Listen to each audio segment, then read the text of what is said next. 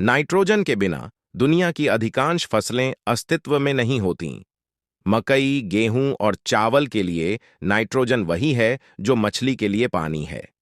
हर साल 100 million ton से अधिक नाइट्रोजन उर्वरक के रूप में फसलों में लगाया जाता है, जिससे उन्हें मजबूत और बेहतर विकसित होने में मदद मिलती है।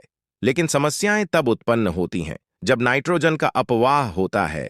इस प्रक्रिया में हवा, पानी और भूमि प्रदूषित होती है।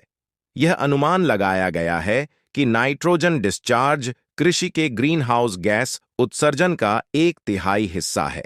एडिनबर्ग में centre for ecology and hydrology के मार्क सटन ने कहा, हम लंबे समय से जानते हैं कि उर्वरक के रूप में नाइट्रोजन का उपयोग उत्पादकता बढ़ाने के लिए खेती के लिए बहुत अच्छा है, लेकिन नाइट्रोजन के पर्यावरण में लीक होने से कई तरह के खतरे हैं। जो नाइट्रोजन प्रदूषण के विज्ञान पर संयुक्त राष्ट्र पर्यावरण कार्यक्रम UNEP के साथ काम करता है। नाइट्रोजन पर समग्र रूप से विचार करने पर यह स्पष्ट होता जा रहा है कि नाइट्रोजन प्रदूषण मूल्यवान उर्वरक और अन्य पोषक संसाधनों की भारी बर्बादी का प्रतिनिधित्व करता है। इसका मतलब है कि स्मार्ट नाइट्रोजन प्रबंधन किसानों की आजीविका में सकारात्मक योगदान देते हुए पानी, हवा, जलवायु और स्वास्थ्य के खतरों को कम करने में मदद कर सकता है। अब हम 3 तरीके बताते हैं जिनसे हम खेती में नाइट्रोजन के उपयोग के तरीके में सुधार कर सकते हैं। पहला है, रासायनिक उर्वरकों का अधिक समग्रता से उपयोग करें। उत्सर्जन के माध्यम से नाइट्रोजन उर्वरक के नुकसान का मतलब है अधिक प्रदूषण, कम पैदावार और किसानों के लिए उच्च लागत। अतिप्रयोग को कम करने और हवा और पानी में नाइट्रोजन के बहाव की मात्रा को सीमित करने के लिए किसान फसलों के पनपने के लिए आवश्यक सर्वोत्तम समय और मात्रा की गणना करने के लिए सटीक तकनीक अपना सकते हैं। कृषि से नाइट्रोजन के नुकसान को कम करने और नाइट्रोजन को पुनर्प्राप्त करने के बहुत सारे अवसर हैं, जो अन्यथा बर्बाद हो जाएगा। पहला कदम, रासायनिक उर्वरकों के उपयोग की दक्षता में सुधार करना है। इसका मतलब यह हो सकता है कि आवेदन के समय को समायोजित किया जाए या पौधों की जरूरतों के साथ बेहतर मिलान करके कम इनपुट की अनुमति दी जाए।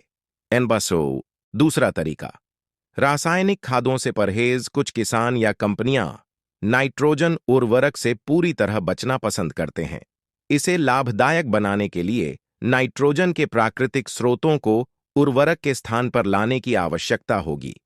सटन हवा से नाइट्रोजन गैस को पौधों द्वारा उपयोग करने योग्य नाइट्रोजन के रूप में परिवर्तित करने के लिए प्रकृति आधारित समाधान के रूप में अन्य फसलों के बीच फलियां जैसे सेम, दाल या मटर लगाने का सुझाव देते हैं।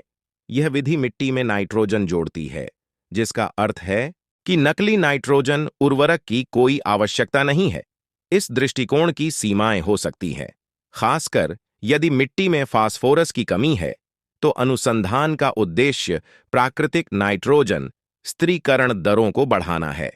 UNEP के महेश प्रधान ने टिप्पणी की, जैविक नाइट्रोजन स्थिरीकरण का उपयोग करने के फायदों में से एक यह है कि यह फसल नाइट्रोजन आपूर्ति का एक प्राकृतिक धीमी रिलीज रूप प्रदान करता है, जो फसल की जरूरतों से मेल खाता है। इस तरह प्रदूषण के रूप में बर्बाद होने वाला अंश बहुत छोटा होने की उम्मीद है। अब जानते हैं लास्ट और सबसे उपयोगी तरीका, पशुधन अपशिष्ट का बेहतर प्रबंधन। नाइट्रोजन प्रदूषण को कम करने के लिए पशुधन खाद का अच्छा प्रबंधन महत्वपूर्ण है। यदि उचित स्तर पर खाद का उपयोग किया जाए तो यह मिट्टी और पौधों के लिए फायदेमंद हो सकता है, लेकिन अगर इसे बह जाने दिया जाए तो यह भूजल और सतही जल प्रदूषण का कारण भी बन सकता है। प्रत्येक 4000 लीटर खाद में 23 kilogram nitrogen, 12 kilogram potassium, 9 kilogram phosphorus और 2 किलोग्राम सल्फर होता है। यदि आप अपने गोबर के ढेर को सूंघ सकते हैं, तो इसका मतलब है कि आपने पहले ही वातावरण में कुछ अच्छाई खो दी है।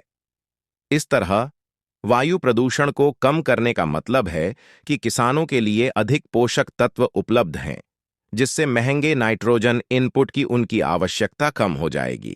ऐसे ही ज्ञानप्रद खेती किसानी और नर्सरी से संबंधी वीडियो के लिए AVS हाईटेक नर्सरी को सब्सक्राइब करें।